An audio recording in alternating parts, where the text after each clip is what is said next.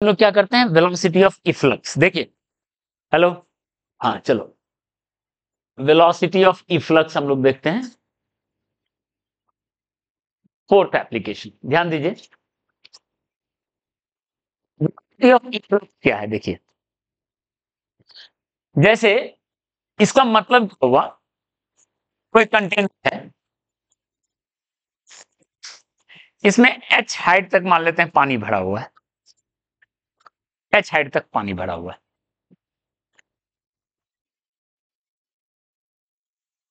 यहां आप एक छोटा सा होल कर दो,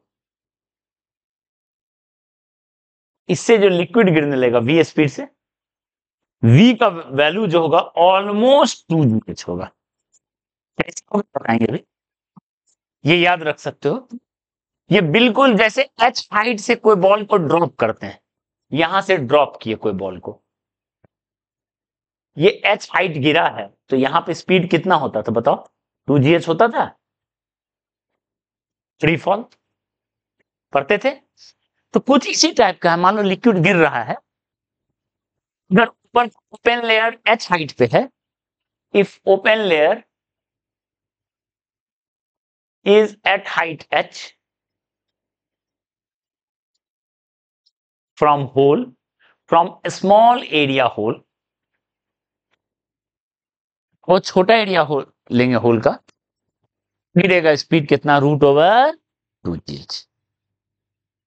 ठीक है, यही है वेलोसिटी ऑफ इफ्लक्स, इसी को बोलते हैं वेलोसिटी ऑफ इफ्लक्स। ठीक है, अच्छा, अब तुम चाहते हो और ज्यादा स्पीड से पानी गिरे, तो ये हाइट अगर बढ़ेगा ओपन लेयर का, तो ज्यादा स्पीड से बढ़ेगा। तो देखो, वही हम बता रहे थे, मान लो कोई वो है, ठीक है, h हाइट का था, ठीक है, या एक ही लेवल पर बनाते हैं तो समझ में आएगा। ठीक है, यहां ध्यान दो, हम लोग क्या करते हैं, यहां पे वही कंटेनर लिए, वही कंटेनर लिए, वही होल है, ठीक है, h हाइट है, ठीक है। अब देखिए, अब चाहते हो ज्यादा स्पीड से पानी आए, इसमें कोई एक पाइप लगा दो, मान लो h हाइट का पाइप लगा देते हैं। अब जो स्पीड v डैश निकलेगा, तो v डैश का वैल्यू कितना होगा, √2g। ओपन लेयर कितना हाइट पे है बताओ, होल से, h प्लस h। क्लियर है, इसलिए उसका स्पीड जो है बढ़ जाता है। तो इसका प्रूफ हम लोग समझते हैं, प्रूफ क्या है।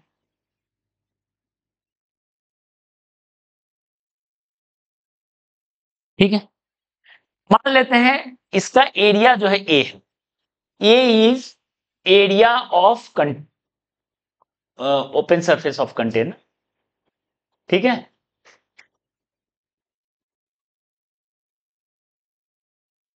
कंटेनर, ओके, एंड एरिया, वो जो होल बना है उसका एरिया, जहां ए का वैल्यू बहुत बहुत छोटा हम लेके चल रहे, ठीक है। तो पहले हम लिखेंगे इक्वेशन ऑफ कंटिन्यूटी, ध्यान दो, इक्वेशन ऑफ कंटिन्यूटी क्या है, अगर मान लो यहां पे ओपन लेयर नीचे आएगा, ये पानी गिरेगा तो ओपन लेयर नीचे आएगा, टंकी खाली होगा।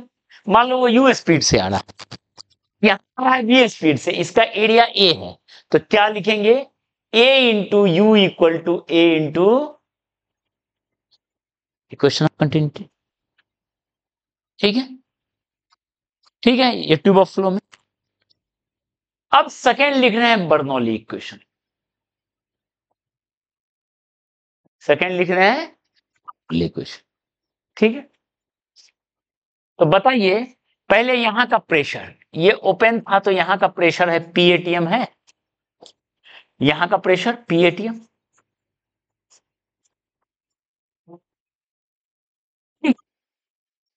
एयर का प्रेशर क्या लिखे थे, ट्यूब के बाहर का प्रेशर होता है वो, ट्यूब के बाहर का प्रेशर रो GH नहीं।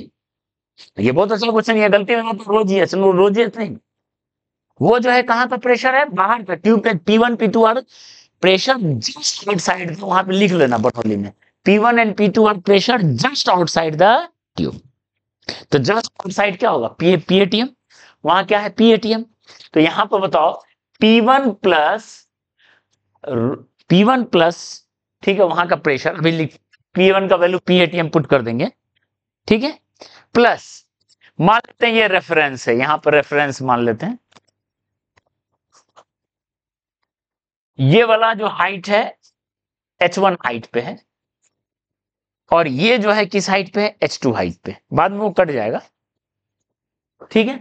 तो P1 plus rho g H1 plus half rho u square होगा क्या, ऊपर वाले के लिए, ऊपर वाला पॉइंट के लिए, P1 वहां का pressure, rho g H1 ground से height, half rho u square, equal to क्या लिखेंगे बताओ, P2 plus rho g H2 plus half rho v square होगा।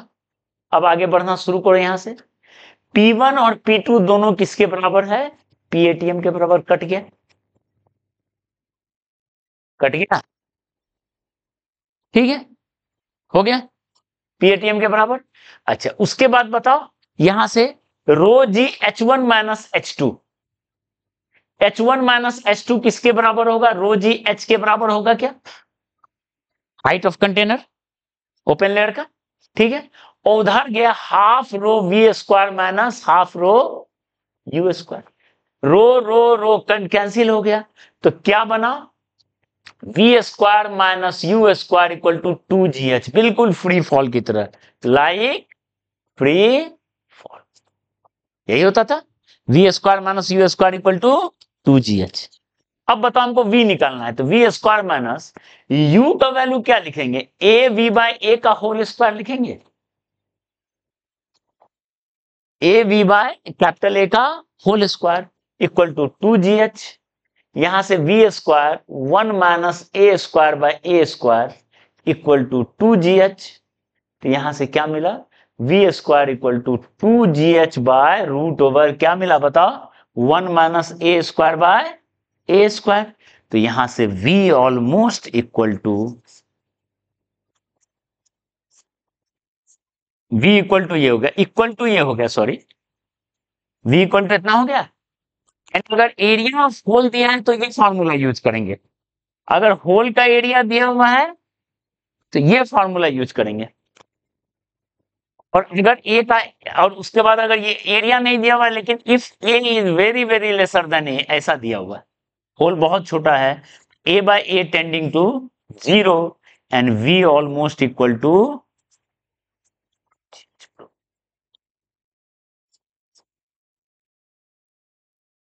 क्लियर है, समझ में आया, इसको कहते हैं वेलोसिटी ऑफ इफ्लक्स,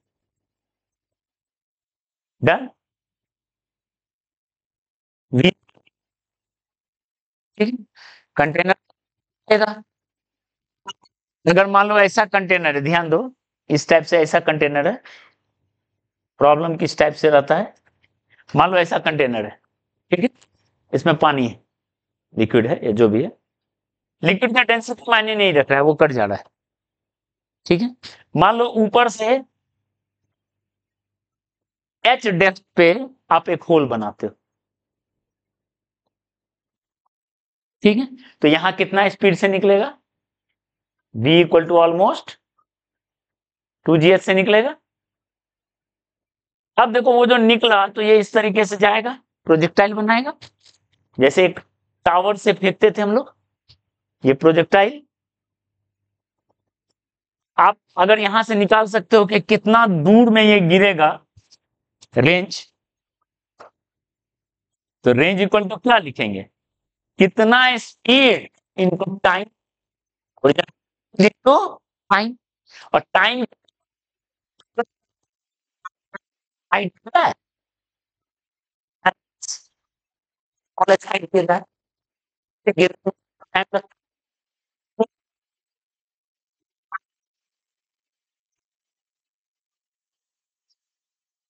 इस तरीके से g और g कट गया, 2 हो गया, तो इसका रेंज जो हो गया root over H minus h into H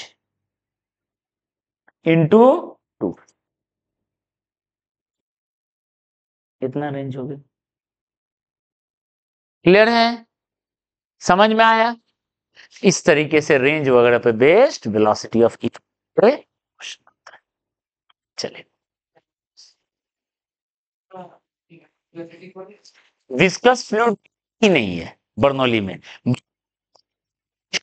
G पे, ठीक है। बर्नौली बेस्ड है कंजर्वेशन ऑफ एनर्जी पे। तो कंजर्वेशन ऑफ एनर्जी तभी लगेगा जब ड्रैग फोर्स या ऐसा रफ फोर्स वाला नहीं हो। विस्कस फोर्स एक ड्रैग फोर्स है। तो एक लास्ट पॉइंट हम लोग फ्लूइड डायनामिक्स में बताते हैं, तब क्वेश्चन लिखेंगे, ठीक है। लास्ट पॉइंट है कि फ्लूइड डायनामिक्स का जो भी बर्नौली इक्वेशन लिखे हैं वो वैलिड किसके लिए है? Incompressible non viscous ideal fluid के लिए, ठीक है। जस्ट पढ़ेंगे इसके बाद वाला टॉपिक में तो समझ में आएगा। बाकी ये जो है लास्ट पॉइंट है, इसका बर्नौली इक्वेशन किसके लिए वैलिड है? Valid for incompressible non viscous, ठीक है, incompressible non viscous fluid that has steady flow.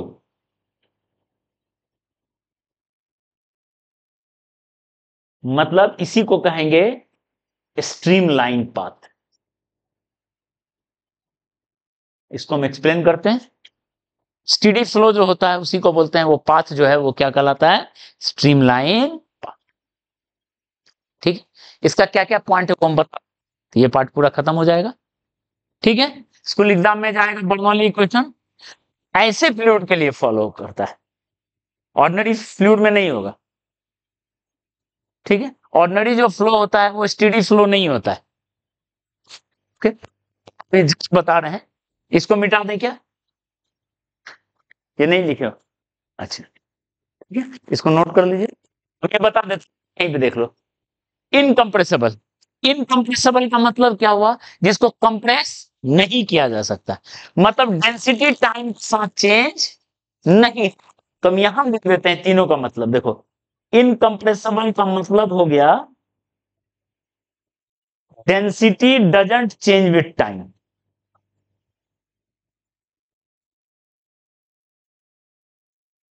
मतलब एक जगह कुछ डेंसिटी है वो टाइम के साथ पहले की डेंसिटी चेंज नहीं, ठीक है।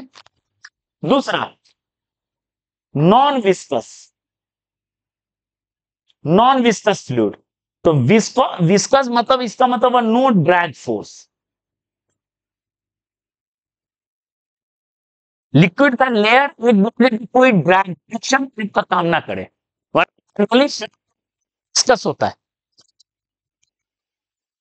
ड्रैग करने वाला होता है, ऊपर लेयर को नीचे वाला रोक के रखता है, ठीक है।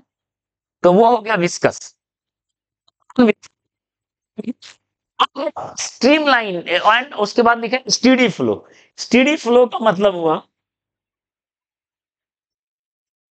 Velocity at a point, velocity of fluid at a point, किसी पॉइंट पे डजंट चेंज विथ टाइम।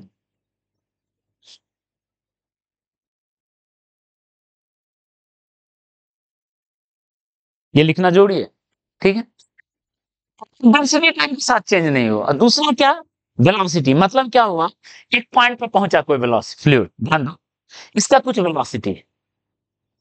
अब अगले टाइम पे इस पॉइंट पे जो फ्लूइड पहुंचेगा उसका भी वही वेलोसिटी होगा। वेलोसिटी उस पॉइंट पे टाइम के साथ चेंज नहीं हो।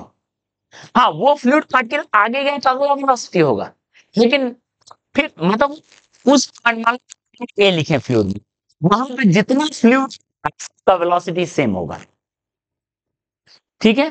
तो velocity of fluid at a point, किसी पॉइंट पे वेलोसिटी ऑफ फ्लूइड पार्टिकल्स लिख दो, जितना फ्लूइड पार्टिकल्स आ रहा है एक पर्टिकुलर पॉइंट पे उसका वेलोसिटी वही होगा, दूसरा पॉइंट या फिर दूसरा होगा। ये नहीं कि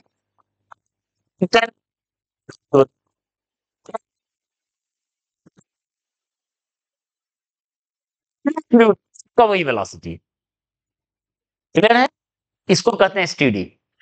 और स्ट्रीमलाइन पाथ क्या हुआ? अब मान लो यहां पे फ्लूइड, जैसे देखो एक पाथ बना, यहां पे फ्लूइड इंटर किया v स्पीड से, ठीक है? तो ये जो पाथ ट्रेवल कर रहा है, तो जितना फ्लूइड आएगा सबका यहां v वेलोसिटी होगा, सब यही पाथ ट्रेवल करेगा। यानी अगर एक फ्लूइड पार्टिकल एक पाथ बना लिया, तो दूसरा फ्लूइड पार्टिकल भी वही पाथ। मतलब स्ट्रीमलाइन पाथ का मतलब हुआ all fluids particle reaching at particular point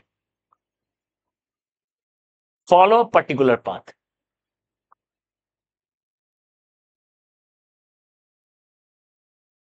particular hypothetical particular path को फॉलो कर रहा है, ठीक है? मतलब इधर फ्लूइड पार्टिकल पाथ को भी,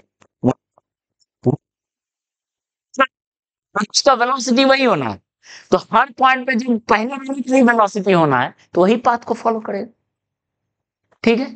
तो ये है सर, ये है स्टीडी फ्लो। स्ट्रीमलाइन पाथ मतलब उस पाथ को अगर इमेजिनरी लाइन से ड्रॉ करते हैं, उसको क्या कहते हैं? स्ट्रीमलाइन पाथ, ठीक है? Imaginary line drones along path is called streamlines। इसलिए स्टीडी फ्लो को बोलते हैं सेट ऑफ लाइंस। कोई में स्टीडी फ्लो हो रहा है, ऐसा पाथ है, उसको फॉलो कर रहा है, उसको फॉलो कर रहा है, मतलब एक ट्रैक बन गया, ट्रैक पे बोलते हैं सेट ऑफ स्ट्रीमलाइंस।